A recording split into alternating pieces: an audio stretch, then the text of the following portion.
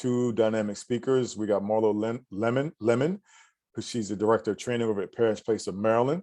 And we have Rhonda Bullock, without an H. She's our family peer support specialist with the Maryland Coalition of Families. And so you are your child's best advocate. You as a parent know your child best, and you are the best advocate for them.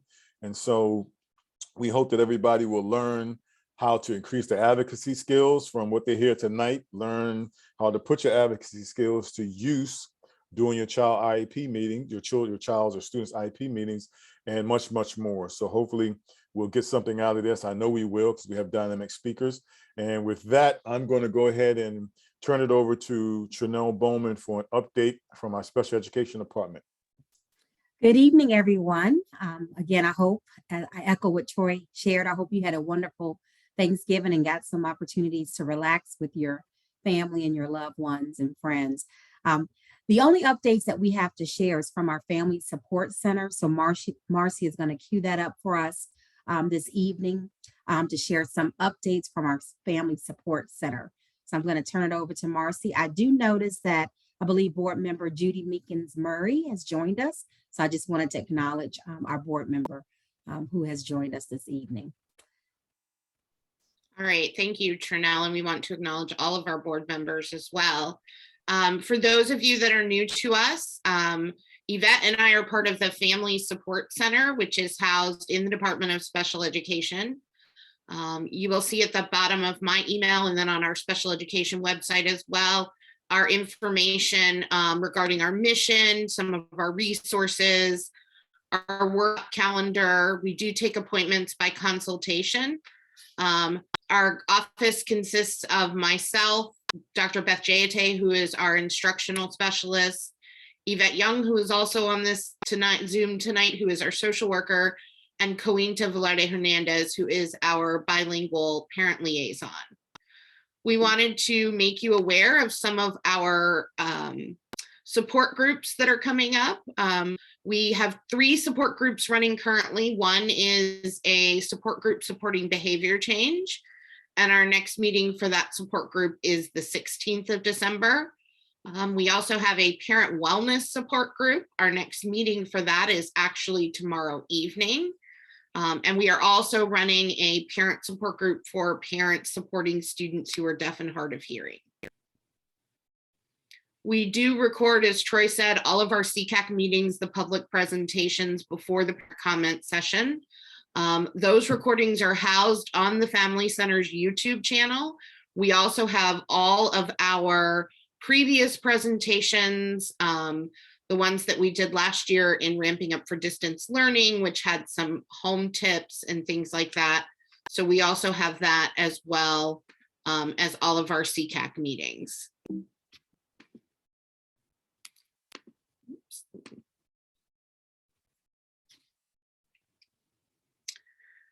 Every year we have a virtual parent empowerment conference. Last year was our 10th annual parent empowerment conference. And Sarah, I'll send you these slides, and the slides will have the links to all of these. And this is a link to all of the recordings and documents that went with our 10th annual parent empowerment conference. And we're super excited to announce save the date for our 11th annual parent empowerment conference. Our keynote speakers are Dan Habib and his son Samuel. The tentative date for that is March 19th, and he will be coming to the SECAC meeting the following Tuesday as well. So a pair of meetings for that, and save the date. That's when our next conference starts. So Troy, I'll turn it back over to you. All right, thank you, Marcy. We want to again welcome our board members.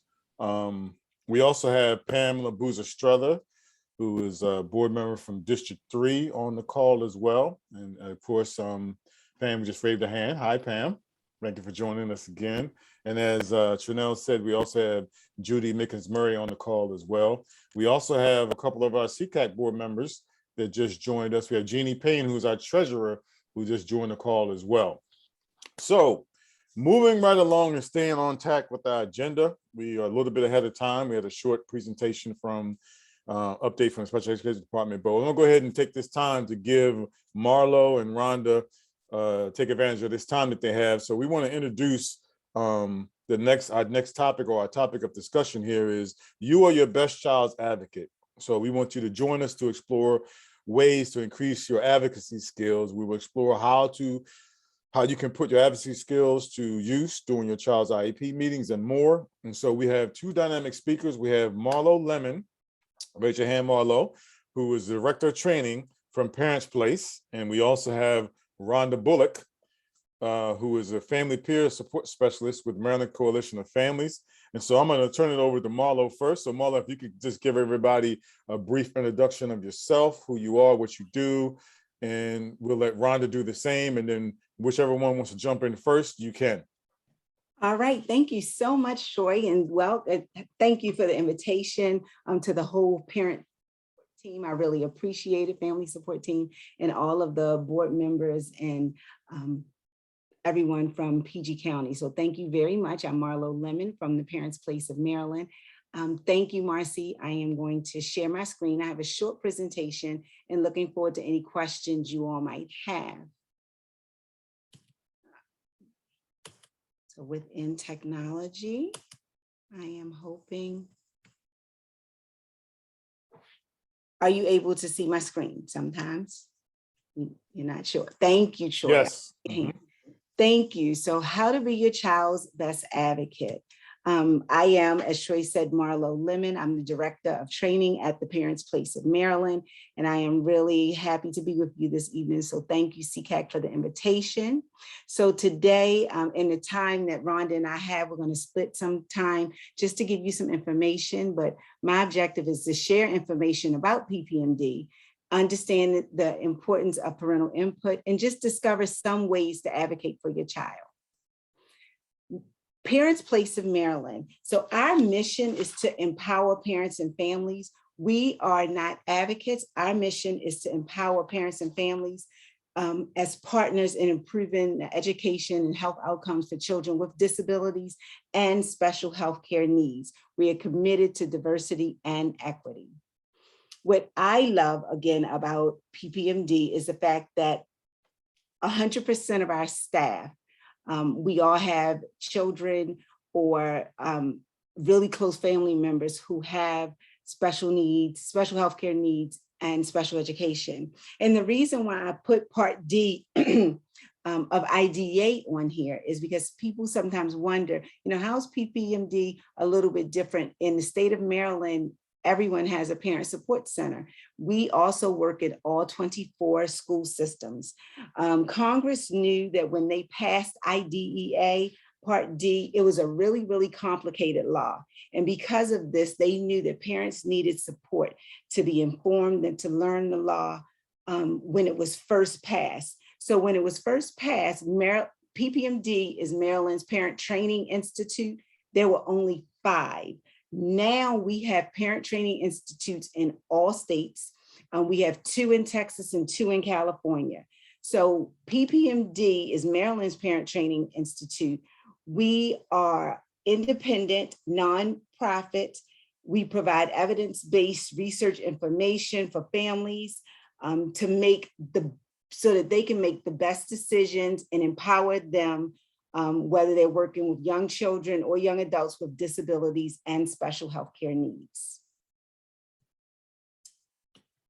So what do? We can provide one-on-one assistance to families. So you can, if you have a question about your child's IEP, any documentations, you can send it to us ahead of time and have a one-on-one meeting with one of our parent educators. You can call or email us with different questions. We share resources. We have provided leadership trainings. We just got finished something called Guiding the Journey, which I believe Rhonda actually was a part of. And within that leadership training, it helps parents and families as they are trained of young people 14 to 21. So, as our young people are growing up, they are entitled to services. After they turn 21, they have to become eligible for a lot of things. So we try to really help parents and families through just the process of transitioning.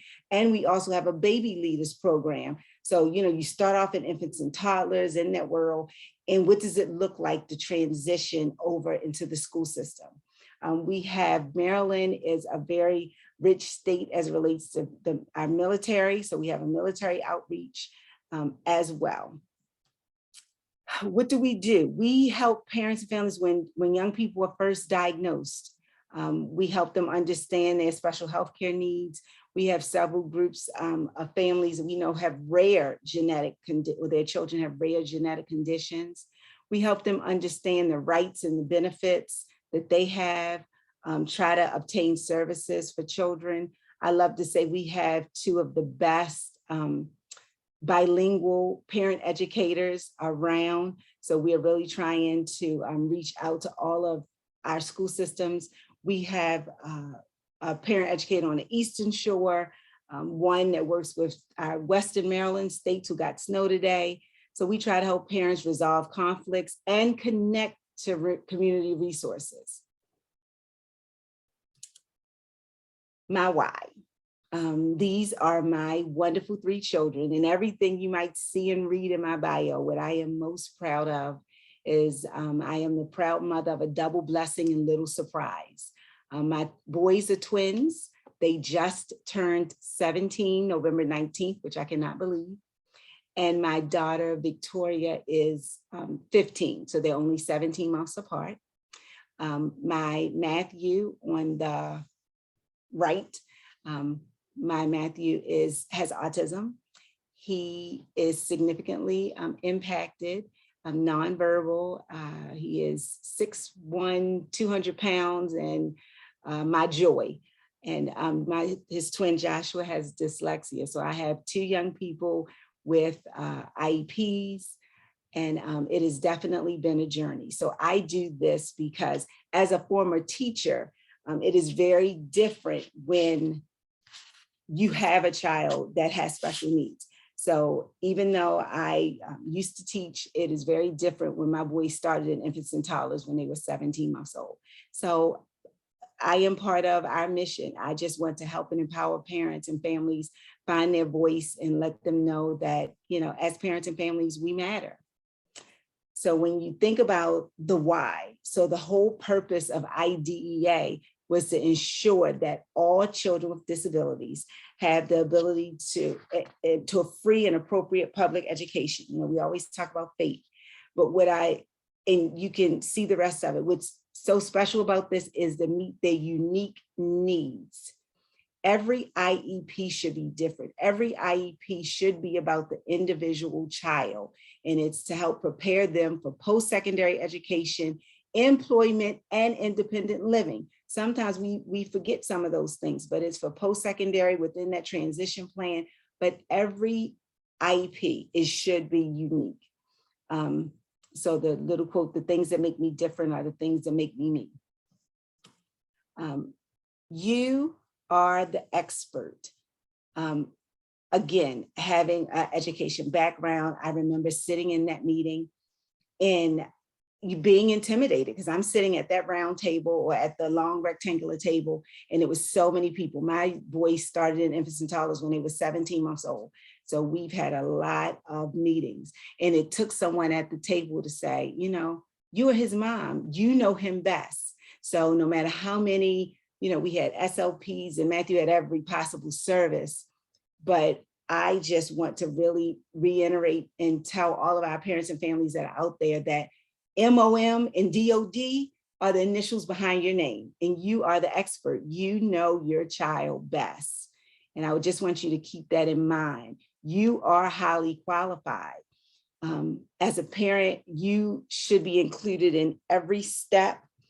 Sorry, let me go back. The law gives you this right, and we explain to parents, what your rights are. You are the only person from birth to 21 that will be the consistent player in that team. You are the permanent member of the team, regardless of what school your child attends. And research and experience that shows us that special education is definitely more effective when parents are involved. Sometimes we don't realize the power of our voice. What are our roles? According to the law, we have the right to participate in the evaluation process of our child. So you can't evaluate your child without the parent's consent. We have the right to participate in the meetings. We're entitled to be a member of the team. So it's not a team where everyone is sitting around and they're making decisions for our children. We are a part of the team. We are part of when they even get the criteria for special education services. We can ask the why. So we're entitled to be a team member in the development of that unique plan for your child. If you cannot attend a meeting, you can ask for, okay, when can I come? No, it doesn't work for me on this day. So I just want you to know that you are entitled to be at those team members. You are an active participant in those team members in making those placement decisions. And if you cannot physically attend, and of course now most of our meetings are virtual anyway, that, you know, we have the conference calls and video conferencing, just know that you are a part of the team. And some tips that I can give and share with you, because we want to get to the meat, which is asking your questions, but the tips that I can give for you is it's okay to say, I don't understand. It is definitely okay to say. We live in a world of acronyms. And even in education, it was so different coming into special education. And I would always say, I'm in education, my husband's not, please don't edu-speak. It's okay to say, I don't understand. If it's, you know, Matthew will purposefully play with these toys. What does purposeful play look like? What does that look like in the classroom? So these are just some key questions that I wanted you to keep in mind. What are we going to do differently? If this goal has been on IEP for 2 semesters, 2 trimesters, you know, what does that look like? What are we going to do differently? How do we know that my young person is making progress? What does that look like? Please explain it to me. What is the expectation within the classroom that these goals will get met? So these are just 5 really good tips that you can ask and questions to ask when you're looking at the goals and objectives. And, you know, sometimes the IEP document in and of itself is so long, but these are questions that know that you can ask. You can also never hesitate to say, well, why? Why did you think that strategy was the best one to incorporate for my child? Please help me to understand what that looks like in the classroom. And again, don't take no for an answer is definitely not to be confrontational. It's, I want to come to a consensus. Can we come together to find an answer that's agreeable for both? And then show me where that is written. These are all tips and strategies of ways that you can ask. So that, again, the whole goal is to help you understand. And when all else fails, remember, if someone says something in an IEP meeting, you know, go back to, okay, tell me a little bit about that. Give me some examples of. I just want you to really always make sure that it's okay. You are part of the team and you can ask those questions and say, show me where it is written. If a strategy is being implemented that you don't understand, ask those tough questions. Document. What's interesting about this is we have a saying in our office, if it's not document, it didn't happen. I know so many times we have that direct communication with the teacher, which I love, and that's great. But if it's not written in the IEP, if it's not written in the notes, it didn't happen. So please, there are a lot of moving parts in IEP meetings. So by documenting it, it's another strategy that you can use to make sure everybody's on the same page. Some of my favorite phrases are, thank you for meeting with me thank you for meeting with me today. My understanding of the meeting is this is what happened, because you're putting it in writing. And then you say, now, what is the time frame that we agreed upon? I just want to make sure that I'm clear so that everybody walks away from the table with the expectation of their roles and responsibilities, including mine as mom, and how I can reinforce all of these skills at home. But also remember to look for those opportunities to always thank the team and your child's teacher, and because everyone is really trying hard. So always look for those opportunities. Early on, I remember always starting meetings with pictures of Matthew. Like, okay, this is who we're talking about. And since we're talking about, I just want everyone to have his face, because ultimately we can agree to disagree, but it's all about Matthew and Joshua and giving them the things that they need. Early morning meetings, sometimes I will bring donuts. So it's always good to thank the team and the people who are working with our young people. I have a couple of resources that I'm looking at the time. I have a couple of resources that I'm going to stop sharing because they are pulled up, but that let me stop sharing.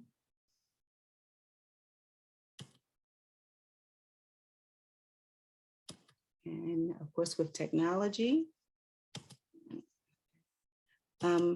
while I am trying to pull these resources up. The first one is how to collect data at home. And I sent these to Yvette, so she has them. The second one, all of these are on our website. The second one is alphabet soup. Basically, there's so many acronyms in special education that it's just a little cheat sheet on what they all look like. And the third one is, how do you organize? You know, I don't know the age of a lot of our young people that are on the call, but your IFSP starts at infants and toddlers and goes to the IEP. That's a lot of years of documents and draft documents and getting our documents ahead of time and then finalizing them at the meeting. So this last link is a video to understood.org. And within this, it's talking about how you might want to organize your child's IEP. Everybody has their own organizational system. Some people use binders, some people use the file boxes, but how are we going to organize it? And what I'm going to do, Mr. Troy, if you don't mind, is I'm going to stop sharing, and that way I can see everyone's faces, see if anyone has any questions. I don't know if you want to start, Rhonda, and then we can look. It's a 1-minute video on basically, and it's a checklist also on how you can organize documentation for meetings. All right, so does anybody have any questions? If you want to use the raise your hand feature, if you're really familiar with Zoom, you can use the raise your hand feature, or you can, if you're on camera, physically raise your hand and we'll get to your question before we move on to Rhonda. Anybody have any questions? Please share our resources with your friends and family. We have a YouTube page also, so I'm glad to see that you all have your videos. We have information on supportive decision-making for the older children, and for early childhood resources. We have the MSDE tabs written in parent-friendly language and documentation so you can see, but it's a wonderful wealth of information. Yes, ma'am. I see a hand up. Ms. Tasha, take yourself off mute. Hi, good evening. How are you? Hi, good. How are you? I'm good, thanks. Are you still doing the parent coffee and conversations? I definitely joined those before and they were super helpful. I don't know if you mentioned that. Thank you so much, Tasha. We are still doing the coffee and conversations, and now I can, because I know that is right up. I am going to, and Tasha, you can feel free to let me know what you think. We just changed, not necessarily the format, but we got a lot of feedback from parents because our coffee and conversations were during the day. For those of you who are not familiar with coffee and conversations, basically it's an hour during the day that we invite any and all parents to get together to share resources, ideas, frustrations, and we facilitate the meetings, make new friends. What we've done is, it used to be once a week during the day, but what we wanted to do is meet the needs of our family. So we have a morning one and an evening one. This flyer is literally hot off the press. We have middle and high school concerns, the first Monday at 2, and then the third Monday at 7. We have behavior challenges, but we have some parents who join all of the groups all of the time. We have a Spanish speaking families group the second Thursday at 2. We have a bilingual professional group and a professional group, and then birth to kindergarten and elementary. So I can send this, or Tasha, I'll send this to Yvette and Marcy so that you all will have it, but please feel free to join any and all of our coffee and conversations. All right, thank you for that question, Tasha. I don't have a question, but I have a comment. As a parent Yes, sir. who is taking this journey myself, my son is fortunate enough to graduate high school with a diploma this past summer. And so he's matriculated out of the system, but I'm still here trying to ensure that parents are educated and get what they need and so on and so forth. But one of the things I wanted to tell parents is one of the biggest things you can do outside of the free education that you're going to get by observing your child, because that's a free education because they're yours and that's free. Educate yourself on what the laws and the rules are. When you go to an IEP meeting, they give you all that documentation, parental safeguards, all that kind of stuff. Read that stuff. Don't just get it and stick it in your pile or whatever the case may be. Read that. One of the resources that I use, and I'm not giving a plug here, I know I just came off their training session with the Parents Place back in October, which is Rights Law. They have a lot of information available. We have resources at Family Support Center. The Parents Place has resources. Maryland Family Coalition has resources. SECAC has resources. So use those resources to educate yourself about the process, because before we really got going with this, I started buying those books. Emotion Before Advocacy was one of my favorite books. It kind of prepares you for what to do in your planning, your emotions, how to navigate the rules of engagement and all those things. And it really, really helped me and my wife in getting our son what he needed and getting him where he needed to be. So the biggest thing you can do outside of the free education that you can get from just knowing your child is to educate yourself on basically how the game works or how to play the game.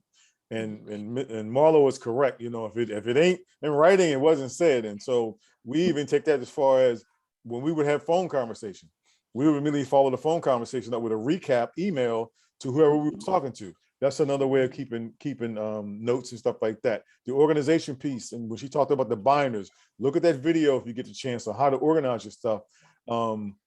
You can categorize it by school year, then by your private notices and your IEP meetings, your assessments and all those things, so that you can have them at your fingertips to be able to pull that information when you need to.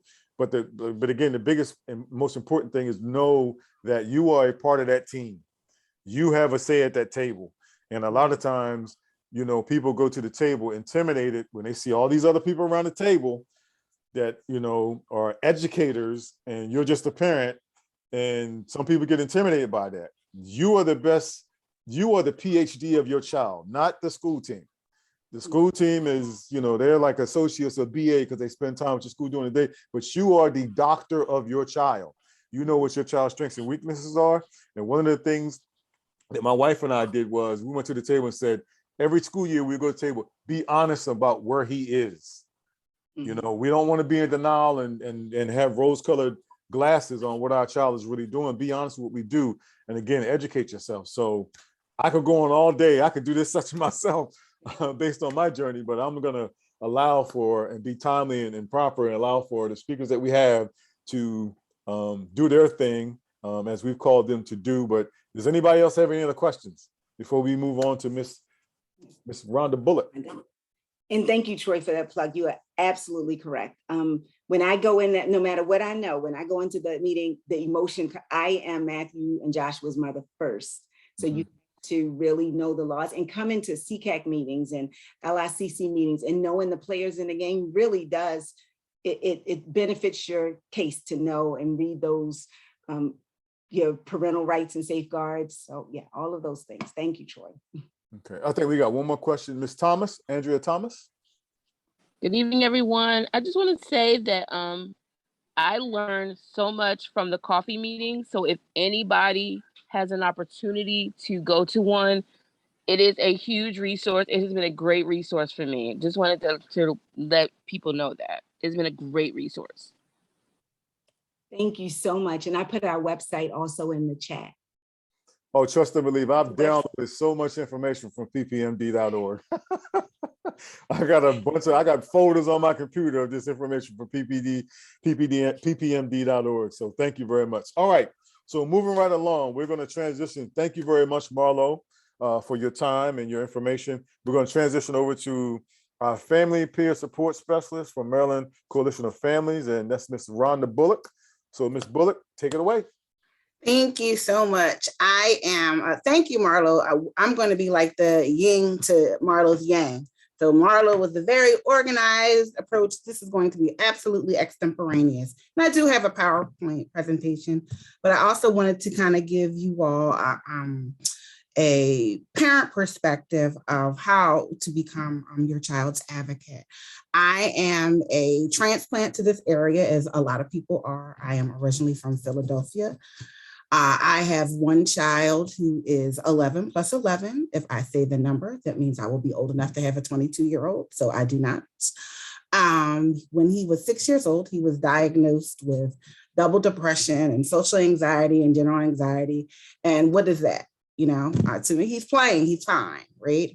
And there is a history of mental illness in my family, but again, he looked fine, he acts fine. So I did what I thought I needed to do at the time. And at one of every 3 or 4 years, I would get a neuropsych. And I think at the 10-year appointment, the evaluator told me, like, look, he's fine. 2 things I want you to look out for going forward: first year of college or first year of high school.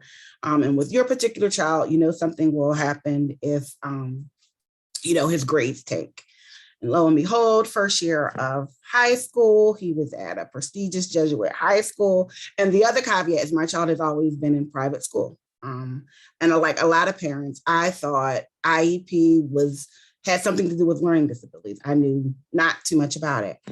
And first semester, dean's list; second semester, the grades tanked a little bit. By third quarter progress reports, all D's and F's, and shortly after was the first suicide attempt.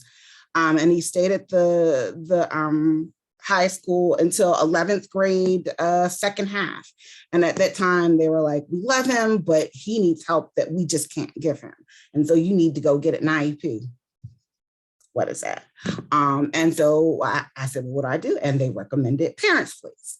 And so the good thing about all of us is that all of our journeys are intertwined, and we are all here to kind of help each other. We will all piggyback off of each other if we don't know anything. So needless to say, I called Parents Place, and I had to get a microwave education on what an IEP. My child had been in private school his entire life, and now he is 17 years old in 11th grade, and I need this help. And so that was my first step in learning how to get help. And so again, I learned what I already knew about my personality. And a lot of times parents will hear a lot of what schools will always do. And so the first thing I was told was, well, the school, you have to enroll them in public school, and they're going to have to sit and observe, and it's going to take a lot of time to try to get a certain placement. And all those things are correct. But I also knew that I didn't have much time. He's in 11th grade, and my time is almost over. And one of the things that I encourage parents to do is if there is an absolute need and you have data to support it, then that is the thing that you can always bring back to the team. Because the first time I went to an IEP meeting, I got a lot of, well, we've never done that before. And so my pushback was, is it illegal? Is it against the law? Then why can't you? So needless to say, he enrolled in a public school in, I want to say, February, and had a non-public placement by July 1. So it can be done. But it came from a lot of microwaving education. The first time I saw an IEP, it's this 23-page document, and I'm like, okay, it looks fine to me. I don't know. And then my very lovely Heather Luke from Parents Place pointed some things out that didn't make sense, or that I didn't know. One of the issues, my child was dead bent on, ending his life. And even in the IEP, one of the goals was like, he will have so many attempts. And she was like, I need you to read that, Rhonda. And then I read and I was like, wait, it says he will have so many attempts. And so a lot of times, parents look at these documents and just have no idea of what they're supposed to say or mean. And they are intimidating. And so one of the things I always tell parents is you don't have to know anything about education, but you know your child. And the one thing that you can do is, even if you have no idea of what's supposed to be in there, in the second part of the IEP where you see the present levels, it should list all your child's deficiencies or what they're not good at and what they're not helped at. And then you jump to the goals. Those goals should match whatever those deficiencies are. And so that's where you can begin. You don't need to know how to get to them, but you need to at least know that they shouldn't match, because you shouldn't have a goal that isn't a deficiency.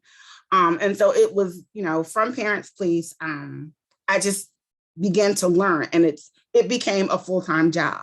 A lot of parents sometimes think that they see something in their child and it immediately requires X, Y, Z. And what I tell parents is, you're an expert on your child, but you're not an expert on education.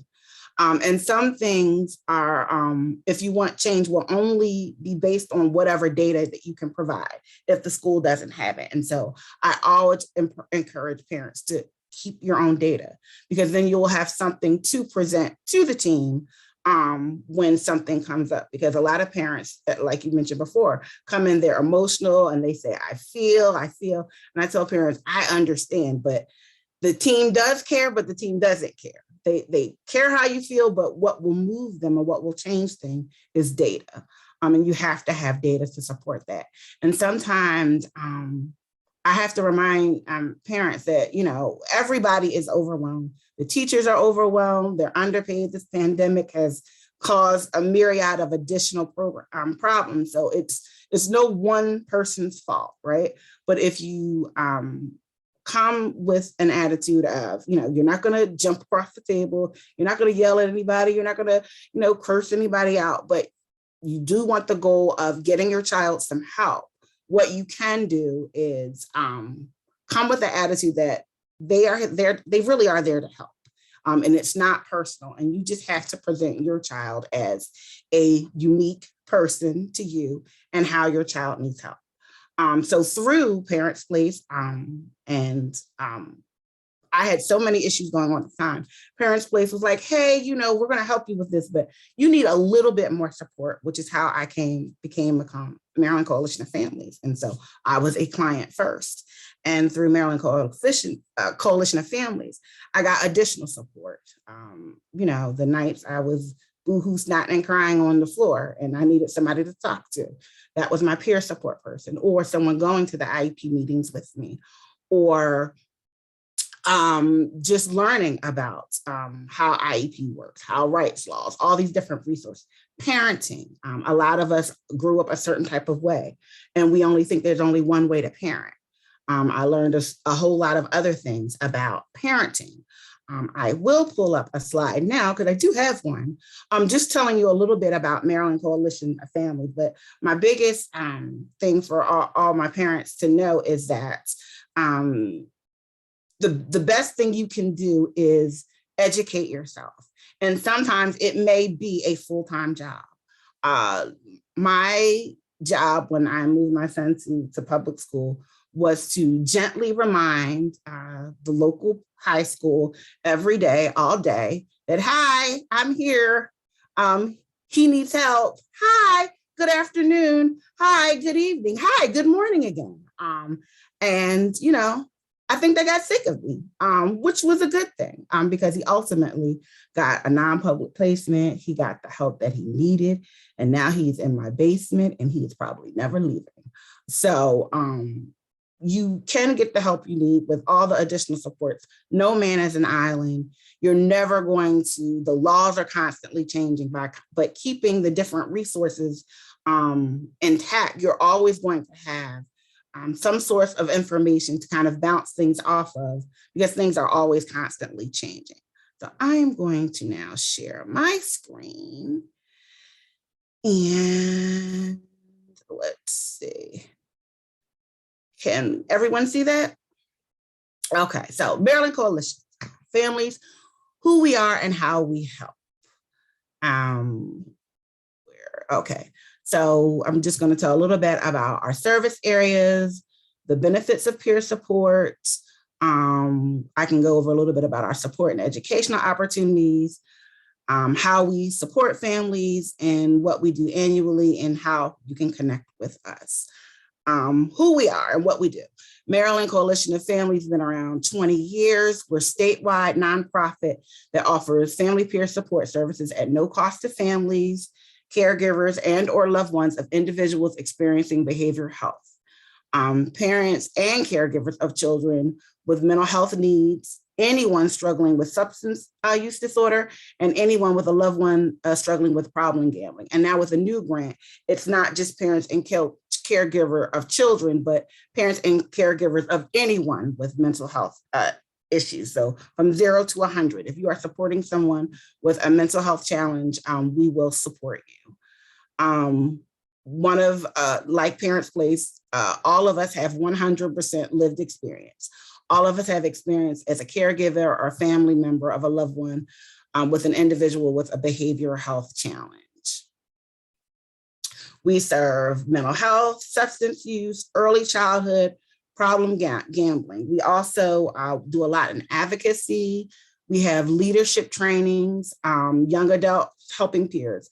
Another good thing about our leadership training is a 6-week training, and it's usually at a hotel.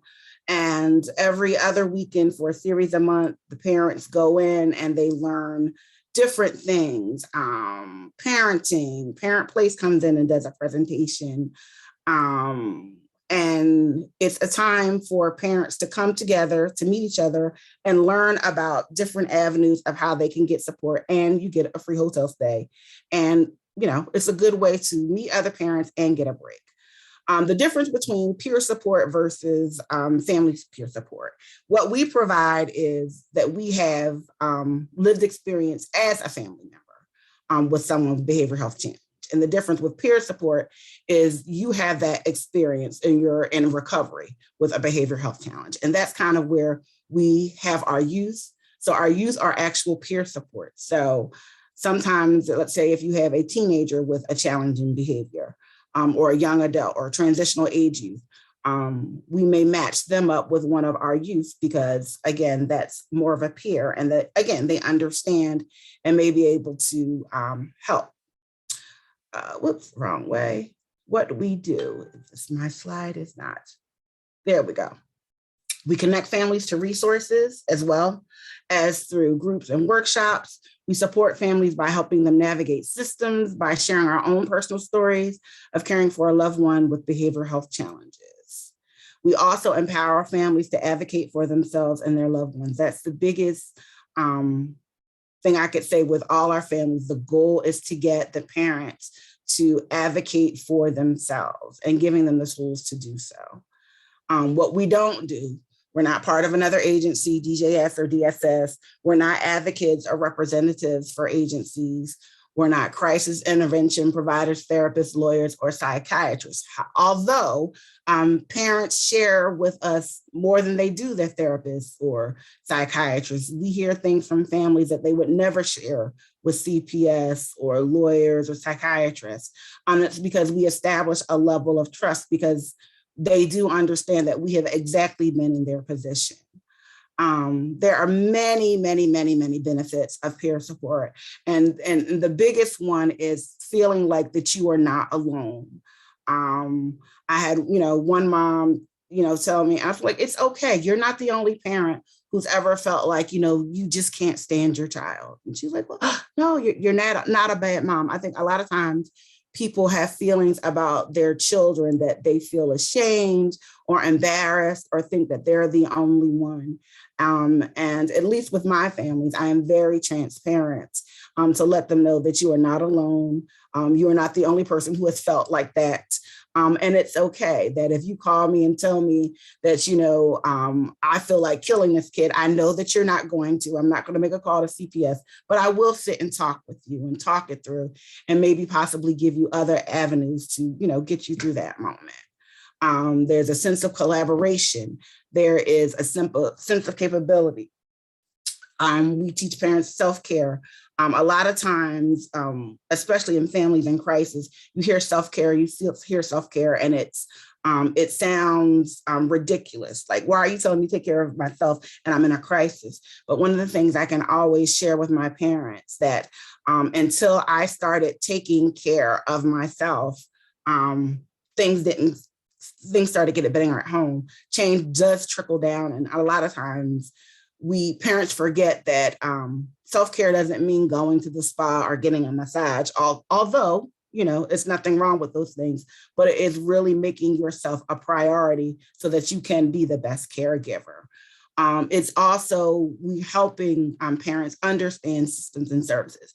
A lot of times parents will ask for things. A lot of my parents come to me and they say, well, my friend has such and such. And a lot of times, it's not that I tell parents don't, but I do tell parents, don't pay attention to what your friend has for their child, because each child is unique. And what services their child is getting has nothing to do with you or your child. And everyone is an individual. And so getting parents to understand what actually schools can provide gives them a better understanding of what they should be looking for. And also empowering them to take their own action. We try to get them to, get rid of the mommy guilt, though I don't know if that ever goes away, but we try to work on that. And also the feeling of being alone. If when we let parents know that they're not, I think that's the biggest impact that peer support can give. Again, we support families with system education, educational opportunities. We will accompany them to meetings, help find resources, offer support, develop skills and resiliencies, and provide emotional support, comfort, and hope. Another that I mentioned earlier was Taking Flight is our youth group. And it's a way to kind of connect our youth, especially those that are at that transitioning age, to connect them to a peer that will then sometimes help the youth understand their own struggle and then talk to their peers who get what we might not understand. And these are just some additional ways that we advocate. We go to Annapolis Day, which of course has been canceled the last 2 years because of COVID. We work with MSDE looking at upcoming laws, seeing what may or may not benefit parents, different things that will, again, further help parents to advocate for the needs of their loved one. We also serve on local and state committees. We provide testimony at legislation, and then we also have focus groups as well. The family leadership training is what I mentioned before, and I have a flyer about that. Well, it's free, it's 60 hours, and parents learn so much. And they come away from that with so many tools on how to advocate for their children. And they also get to then meet other parents. And because, the restrictions are now lifted, we can go back to, this is the first time I think in 2 years that we'll be now back in person doing the leadership training. So if parents are interested in doing that, there is an application for that. But and there also is even funds for childcare if parents don't have childcare when they need to go away for the Leadership Academy. We also have a mini one, which is for 1 weekend, and they're called Fly and Fleur. So the Fleur is at 1 weekend, and it's a mini version of what goes on in the sixth weekend for the Fly, for the Family Leadership Institute. And I will provide information on how to do that because there is a Fly, the 6-week one coming up shortly. We also offer Spanish services to Spanish-speaking families. We do have a peer support specialist that speaks Spanish, and that's all for the entire state of Maryland. For our last fiscal year, we served over 1,800 families. We empowered 1,300 parents, and we connected through 11,000 face-to-face meeting or phone calls. So we are absolutely out there on the boots with parents, trying to just give them the support that they need.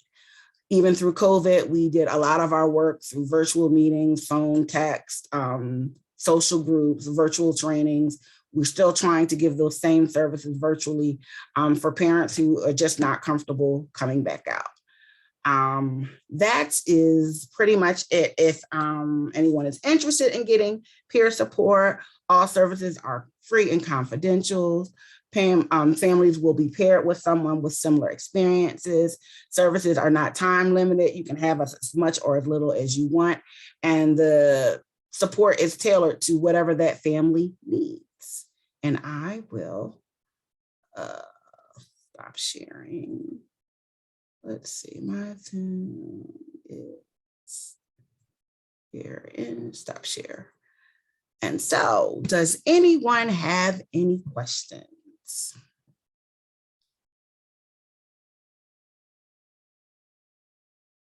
We got a hand. Miss Okay. Tasha?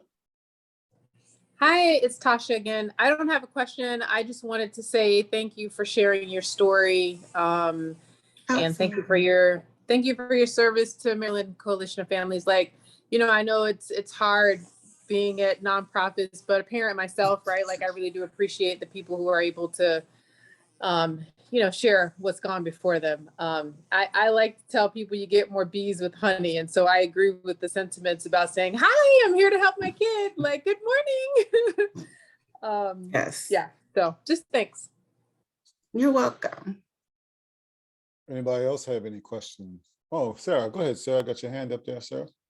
Just following up on what Tasha was saying, I'm a big fan of MCF. They have helped actually people in my neighborhood. We had a neighbor whose daughter was having a real mental health crisis, and I referred her to Maryland Coalition for Families, and it was a lifesaver for her. It's just, I can't express how deeply important the work is that you're doing for these families, because you do feel so isolated and alone.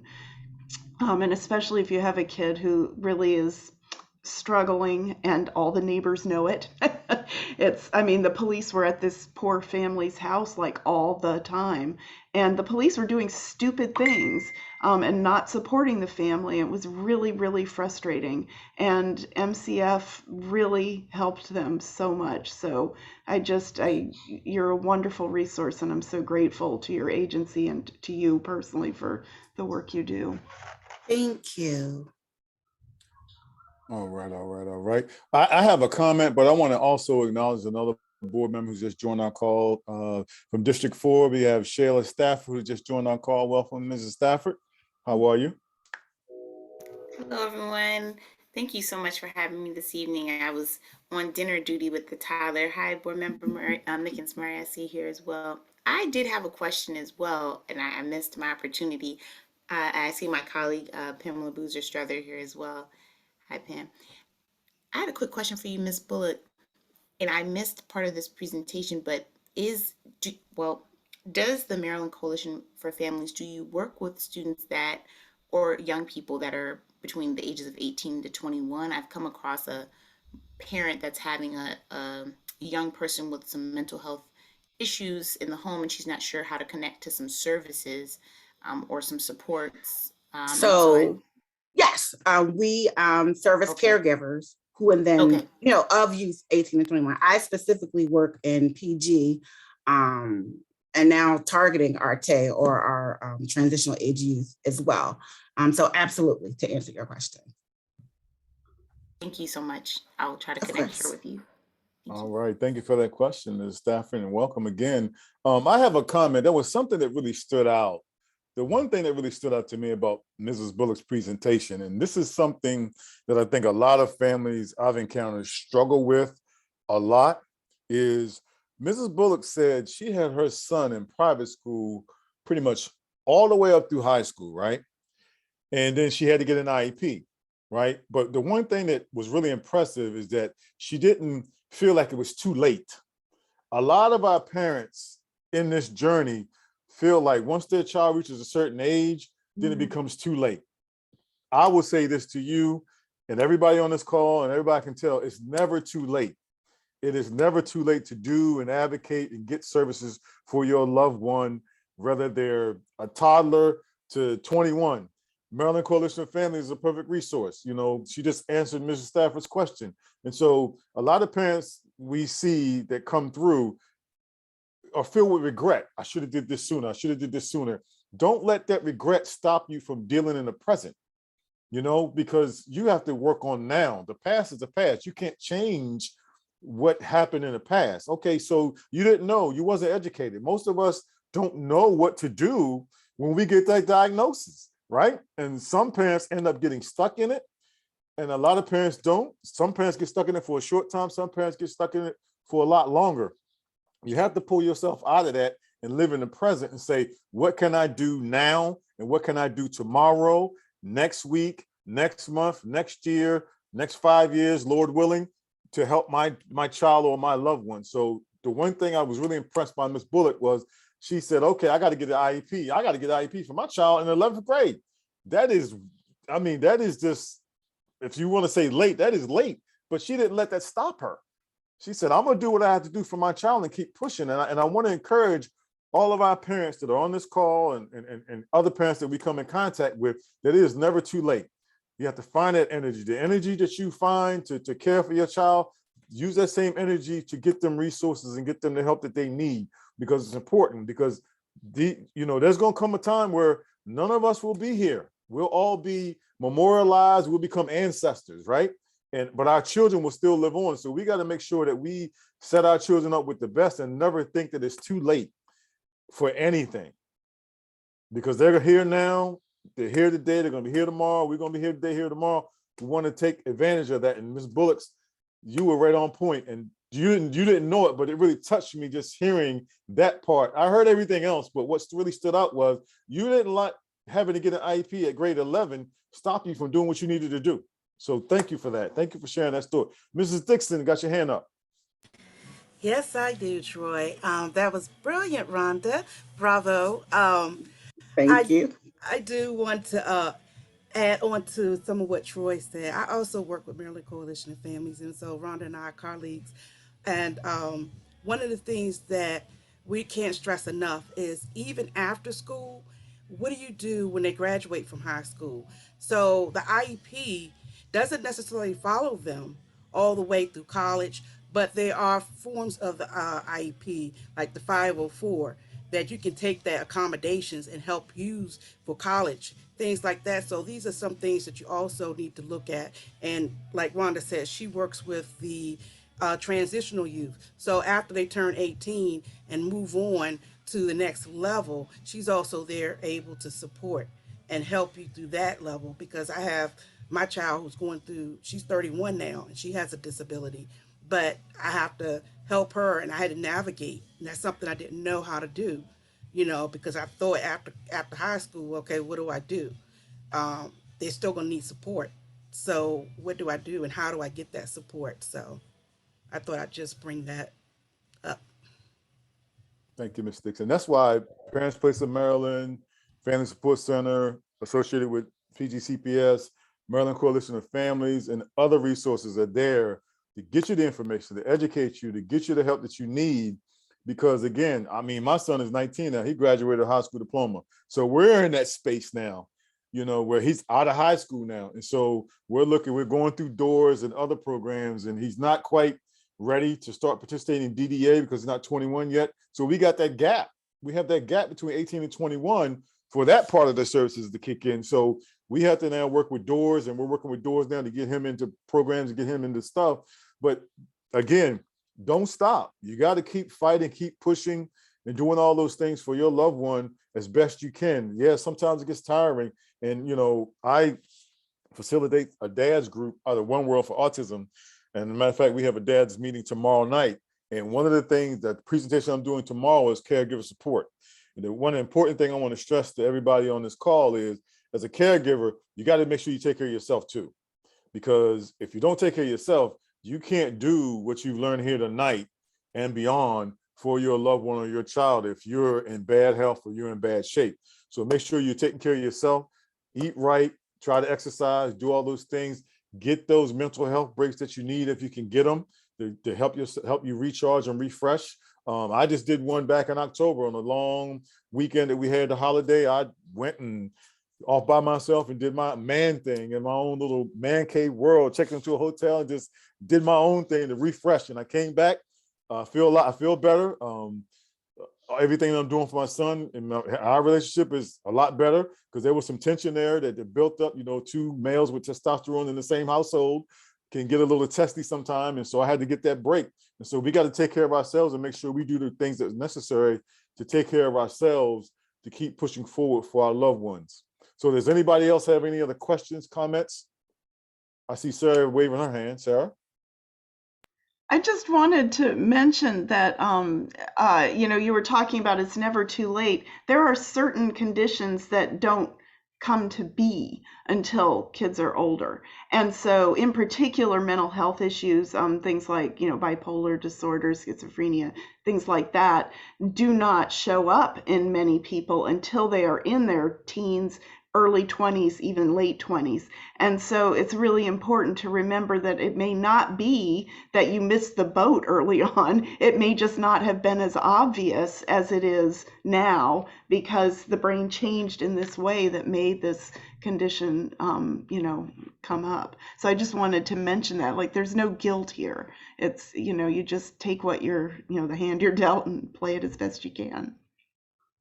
Yeah, that's a great point, Sarah, because I'm a father of a young man living with autism and ADHD. And so we went through the whole process of getting him all the services and the supports he needed up until he turned a teenager. When he turned a teenager, puberty, testosterone, all those things kicked in on top of living with autism and ADHD, and it was rough.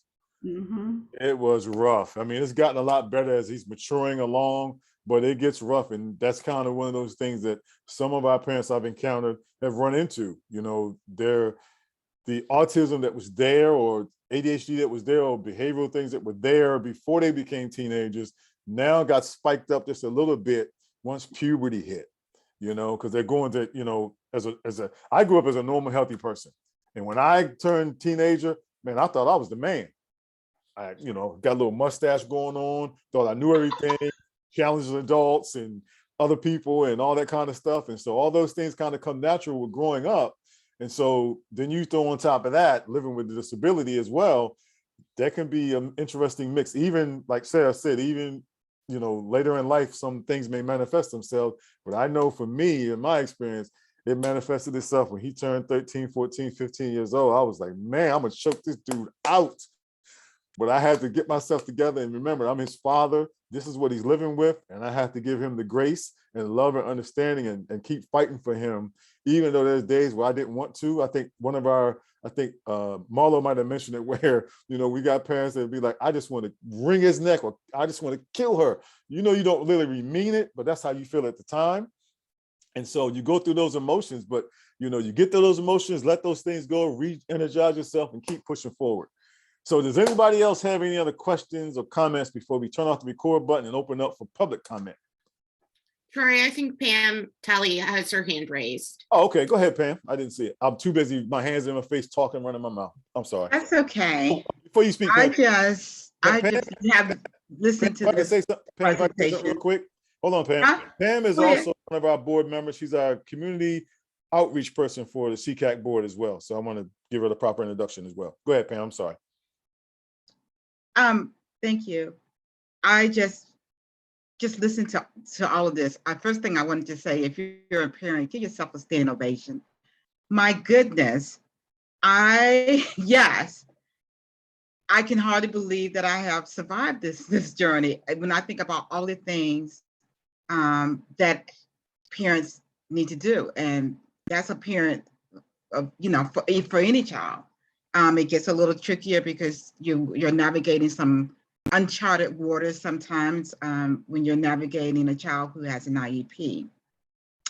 I just want to mention throughout my experience that it is tricky navigating and learning this whole process. And not only that you need to learn the process, but you also need to learn about these different members at the table. Because as I have learned about the different members at the table, they each come with their own expertise, but also they they honestly, they come with their own personalities and the way in which they want to approach and problem solve. And quite frankly, to tell you the truth, not every member sometimes at the team is a team member. And so you have to figure that out sometimes. You have to have some courageous conversations with some individuals. But you still have to have those conversations, and you really need to collaborate. I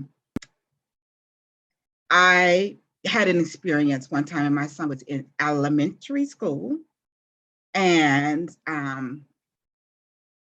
I had a goal for him. I wanted him to be able to write his name, and writing was an important goal for us. And the team decided without me to give my son one day a stamp with his name on it, and it was non-washable ink with the stamp with his name on it. And that stamp just happened to have on khaki pants, and he stamped his pants with his name all over it. And I couldn't get the name out. I couldn't wash him out. And first of all, I thought someone gave him this stamp that just doesn't have kids, because they would never have done this. But also, I ended up at school with the pants, and I was really, really upset. But the thing about it that I had to express to the team was that was a family value for us. That is something that we wanted to do for him to accomplish. We didn't want him to, we didn't feel like that he was far enough in school to take off the goal of writing. And so I still worked. We still had a great relationship with the supervisor who had made this decision. We had a really heart-to-heart talk about this. And so that goal remained. And I am happy to say that, wow, he just turned 18, but he is writing. One of the things, as I continue to help him, even with going beyond writing his name now, is that I'm giving him, I feel, the support that he needs. And sometimes team members would think, well, you're giving him too much support. And my thought, when you know your child, I just go back to when kids can do better. When kids can do better, they will do better. And the support needs to be there until we make sure that we have used every single strategy, at least the top 10 strategies on any particular goal that the team feels like a child can accomplish, and that is value that's a value for the family. So there are just not only just learning the process, but also just learning the different dynamics of the team members. And you are your child's best advocate. I tell you, you know your kid more than anyone at the table ever will. And that is the most, your voice is the most powerful voice at the table. And it is so needed to bridge that gap between home, school, and community. So it can be a daunting task, a daunting road for some who are just starting out. But I say the best thing to do is just partner with someone who's a couple steps ahead of you. And hopefully that person's a couple steps ahead of you will just give you just enough information for you to get the next couple of steps. Because sometimes if looking at the entire picture can be overwhelming, you're just like, I don't even know how I'm going to do this. But if you just, I believe in partnering with a parent a couple of steps ahead of you, and they'll guide you along the way. And certainly I know there are a lot of parents on this committee and that are part of SECAC that will help in any way that they can. So thank you. All right. Board Member Murray, you have your hand up. Yes. First, good evening to everyone. And I want to thank you for allowing me to experience this meeting, advocacy for your children. I have 2 nephews and a niece who have autism that live in Virginia. I have a nephew in North Carolina who has ADHD. The brief time I've been on this call with you has given me a little bit more insight into what their parents are dealing with. The children, the students with autism, they are in age of 12 to 19. The boy, we're trying to figure out now how he can become an independent, living independent. So I will definitely be a part of this group so that I can also share with my family what you're sharing with me. And I will also look forward to seeing if in the state of Virginia and North Carolina, if they have similar organizations to assist my family. So again, I just want to thank you guys. This has been enlightening for me. And I applaud each and every one of you for advocating for your student. Thank you. All right. Thank you, Board Member Mary. We appreciate it. Does anybody else have any other questions about what we have talked about tonight? I just want to Ms. Mickens Murray, we have Parents Place of Maryland here. There are organizations like Parents Place of Maryland in every single state by law. And so you can find the Virginia equivalent of Parents Place of Maryland, and you can find the North Carolina. And in fact, our director of Parents Place of Maryland actually used to be in North Carolina. I can't remember, but maybe Marlo, if you could, I can't remember where you can find this list. I think pacer.org may have a list of them. So anyway, I just wanted to mention that. Oh, thank you so very much. Thank you. I appreciate it. Thanks a lot. And I will look for it. All right. Okay, so we are at 7:47. So Marcia, if you can go ahead and stop the recording, please. And then we can